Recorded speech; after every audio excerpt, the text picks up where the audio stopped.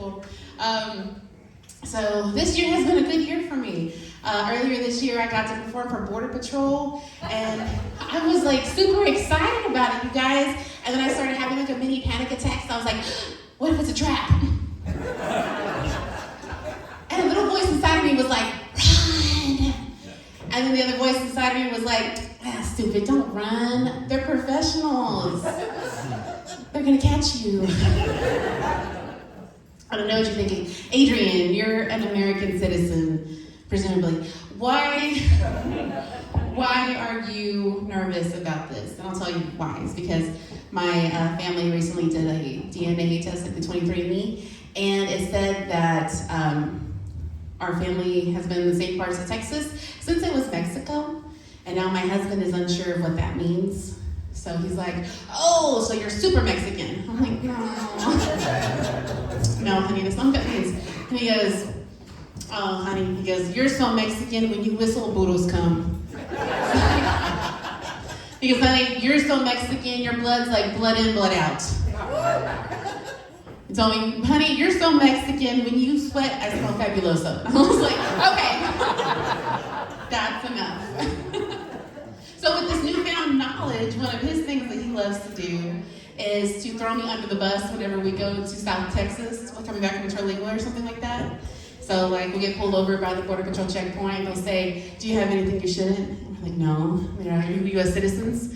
Yes. And then my husband will do that super secret squirrel shrug where he's like, well, you know, officer, if we're being completely honest here, I'm not 100% sure about her citizenship status.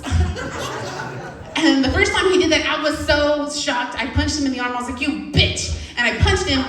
And he goes, you see this, sir? She's being really hostile right now. I feel like you need to take her and put her in a cage next to the children in the back. The officer was like, sir. And he just looked at us. He's like, she looks like she might eat the children in the back. And that's how morbid obesity saved my life. So yay. One of the things I love to do with him that he does not appreciate is I love to take selfies. I'm a millennial, I'm a selfie queen. I love it. I'm not very good at it though, because I just got my heart broken the other day because I realized that my favorite pose, you know, the duck lips, actually accentuates the natural mustache the women in my family are born with. So it's problematic. So to make up for it, I like to take a lot of pictures of my husband because he's so handsome. My baby is heavily pigmented. His skin has been kissed by the sun. So our pictures always have lighting issues. So like we always look like either he's married to a white woman or like I'm being stalked by a paranormal entity. So like the first time I walked in to go see a sidekick, I had this woman who rushed up to me, grabbed me by the wrist, pulled me into her and said, I can sense a dark presence has latched itself onto you.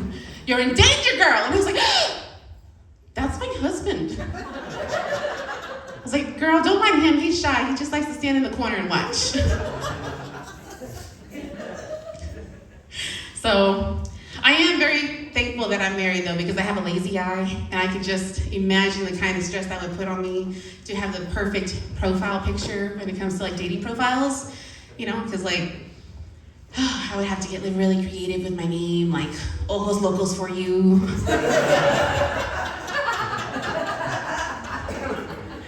Crazy eyes, 432. And then imagine like if I made a match with somebody and we meet up somewhere, you know, and they're polite because there's a date, you know, we want things to go well. And one thing leads to another. Next thing I know, I'm wrapped up in his arms. He's holding me tight, looking deep into my eyes. And then he starts second guessing which eye he should look at. And because he's a gentleman, he's not gonna ask me about it, right? No, he's just gonna, you know, stare into both eyes, one at a time. But that's all right, that's all right. You know, the way society is nowadays, I feel really bad calling it a lazy eye. So I just named it Eileen. Eileen is a diva though, because anytime we're in group selfie mode for more than like 5 seconds at a time, she starts throwing her weight around. Usually to the center of my face. And it looks like she's whispering secrets to my nasal cavity. It's kind of awkward for the people that are in the group pictures with me, but it's fine, I've accepted I'm gonna get cropped out of the family photos. It's okay. okay? Right now, my mom's on this outdoor photography kick. She's like, let's go get some pictures done. I'm like, okay. So we go outside, we have a fancy photographer. They take us to like this field where there's a barn in the background, maybe some kind of rustic vintage truck, and their weeds are coming up to our hips. They say, okay, everybody spread apart and look away from each other, which looks real cool if you're a band, but if you're my family, it just makes us look like lazy migrant workers.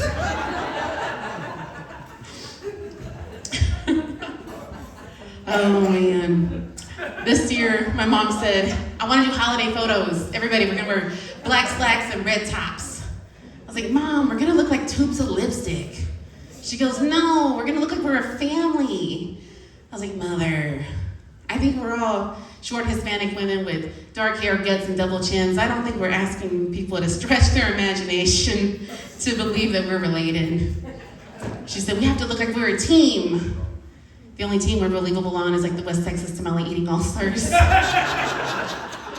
And we're making that money during Christmas time. Oh man. So the other day at work, I had a wardrobe malfunction. And I was super embarrassed about it too, because I walked around work for like a whole half day with a front wedgie and nobody said anything to me about it. And and we took a work picture together. So I'm short, I'm in the front, so I'm just like, front wedgie. It wasn't until 11 o'clock at night that Facebook says, hey, you've been tagged in a photo. And I was like, because I was looking super cute that day. And I was like, oh, this is gonna be my new profile picture. And so I clicked on it. No. My heart sank through my ass. Because it was terrible. Oh my God, just front wedging everywhere. And so I did the only thing I could do in that moment, besides cry, was to report that shit as offensive to Facebook. Get it out of here, Facebook, do what you do. Block this shit and block this friend. Unfriended people that day. But yeah, just so we're on the same page, like front wedgie is not a camel toe. Right? Front wedgie happens when you have a little extra loving here in the midsection, maybe because you like day drinking or tacos, but any kind of extra loving here is what's gonna get you, all right? Because then you sit, you stand, you breathe, and suddenly the fabric around your torso starts to get pinched and pulled and sucked into your crevices, and we end up looking like a pack of weenies, right? And I know we're all about body positivity nowadays. That is positively not cute for anybody. I'm telling you, that is a visual assault for everyone. So please, please, please, don't let your friends get burned up by this. And I think that happens a lot because we don't know how to address it. We don't know what to call it. But now it's called a front wedgie, or what I like to call it, a fedgie. So on the count of 3, I want to make sure that y'all understand this so we can take this knowledge out into the world and save some people. All right, so on the count of 3, we're gonna say veggie together. Ready?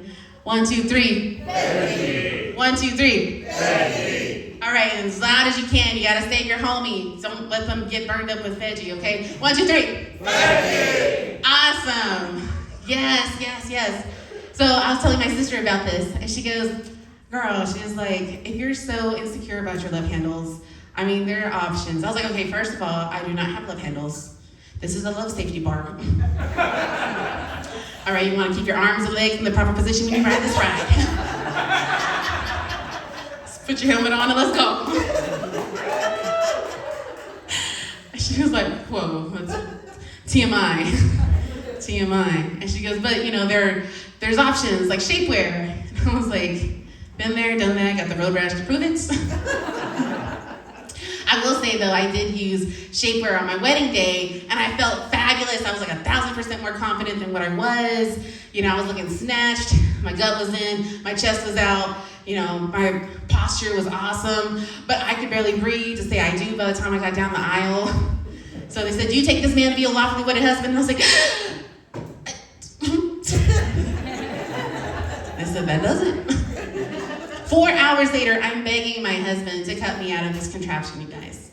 And I'm telling you, he was a wonderful husband, so he went and got the scissors, but they broke. So, plan B, we get the tin snips, because there's tin snips everywhere. So he starts snipping, just snip, snip, snip. And then he finds that sweet spot, where he starts cutting like a hot knife through butter, just shh. And right before he gets to the end, we hear what sounds like a can of biscuits popping in the distance, just. This garment comes flying off of my body like it's been compelled by the power of Jesus Christ. It actually looked a lot like that scene of Ursula, whose tentacles are taking over that boat in The Little Mermaid. It was like,